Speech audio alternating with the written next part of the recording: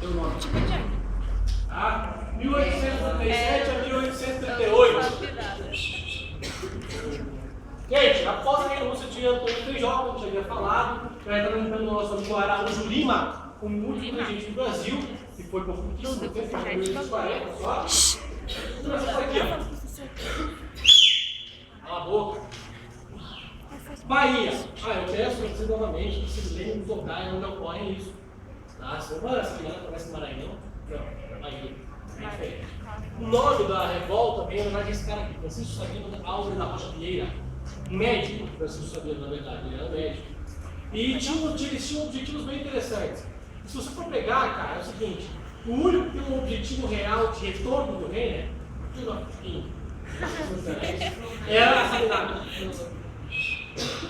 E tinha o objetivo de instituir uma república no Brasil até que o rei completasse seus 18 anos e voltasse a ser imperador do Brasil. Eu acho que isso não ia dar certo. Mas eles tentaram. Tanto que tomaram o poder em Salvador em 1837 e fizeram uma república em 1837 na Bahia, que tinha esse objetivo de expandir isso durante o território para conseguir instituir essa república até os 18 anos de Pedro de Alcântara. Você acha que deu certo? É lógico que não. A repressão foi muito grande. Imagine o seguinte: o governo brasileiro incendiou casas, matou pessoas, mais de 1000 pessoas morreram nessa revolta. Então várias pessoas se reuniram, essa não nada, gente. É a única que a gente tem, por exemplo, uma parte intelectualizada na sociedade brasileira, pensando em fazer alguma coisa. Porque a cabanagem, o paupérrimos, a farroupilha é uma ideia de revolução, mas a Sabinada, querendo ou não, ela é uma parte intelectualizada. Porque o Francisco Sabino era médico. E ele não foi morto junto com os outros revoltosos ali. Pelo contrário, ele fugiu, mas foi preso e exilado no Mato Grosso. É um troço esquisito, né? Vamos pensar o seguinte: você mora na Bahia e é exilado no Mato Grosso. Não faz muito sentido. É tipo morar em Curitiba e ser exilado dos José Pinhais. Fica meio sem sentido. Exilado, ele não foi preso. Entendeu? Ele simplesmente foi mandado embora. Ele foi exilado no Mato Grosso. Fica meio sem sentido. Tanto se não ouvir falar desse cara depois, porque ele não vai ficar exatamente no Mato Grosso, vai participar de outras revoltas. Balaiada, essa durou mais tempo. 1838 a 1841. É bem mais tempo, entre aspas. Só que mais violenta, com certeza. Então é o seguinte: Maranhão, Manuel Francisco dos Anjos, Balaio. Eles chamam de balaiada porque a maioria dos personagens desse local faziam balaios. O que é balaio? Isso, adivinha.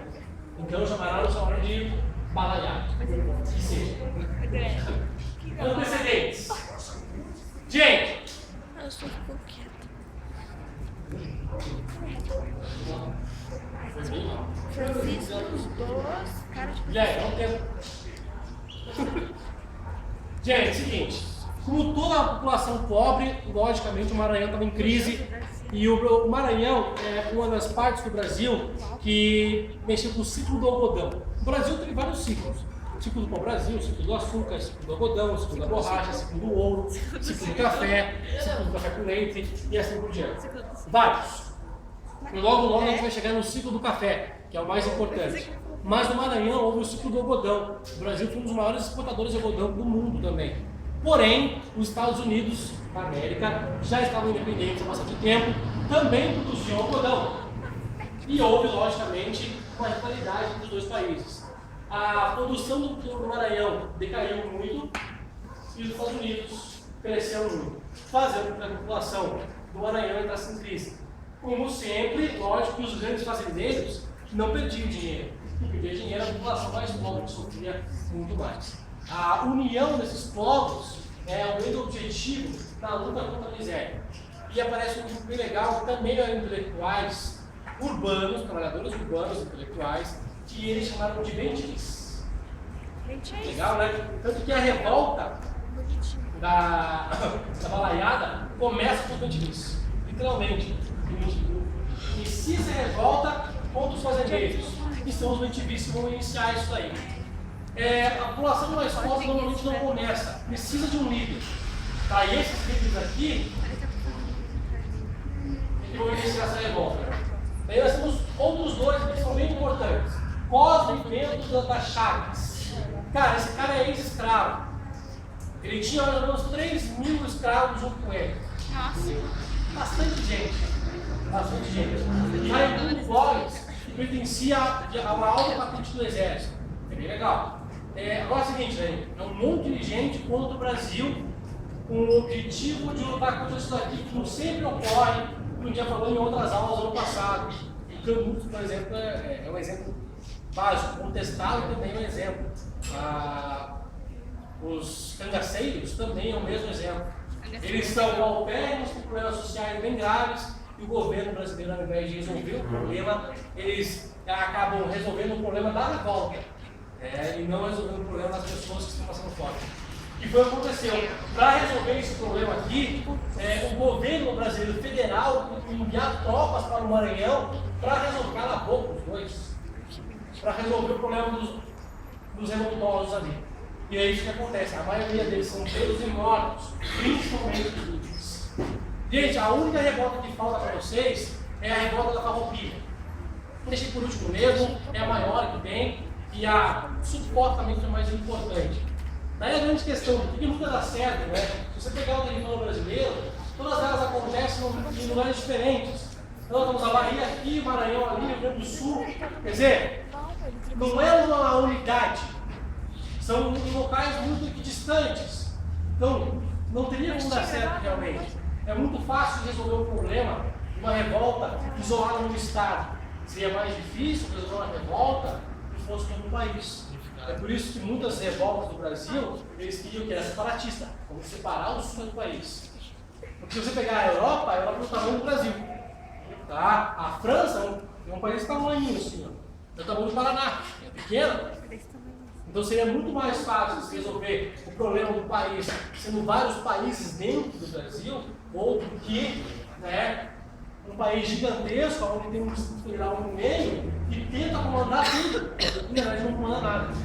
Resolve o problema de parte do Brasil e a maioria passa fora. É por isso que essa grande ideia. Você vai dizer, pô, teria alguma diferença? Faria alguma diferença se separasse?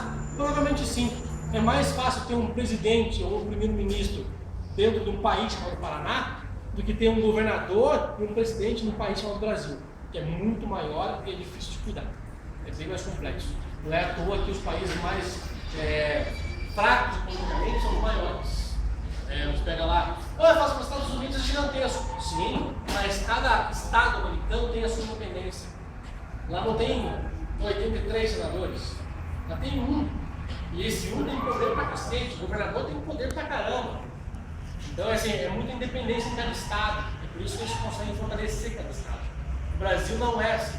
O Brasil tem uma independência muito grande de Brasília. Olha que problema isso. Isso realmente é um problema.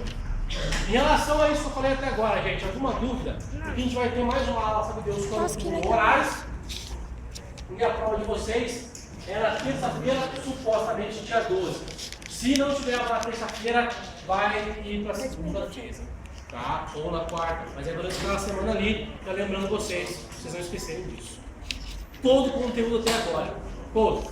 Revolução Francesa, Napoleão Bonaparte, parte da Santa Aliança lá, Congresso de Viena, primeiro reinado, período regencial, tudo isso vai cair na prova. Tudo. Aí na segunda prova a gente começa com o segundo reinado sobre o Tranquilo, fechou? Tchauzinho.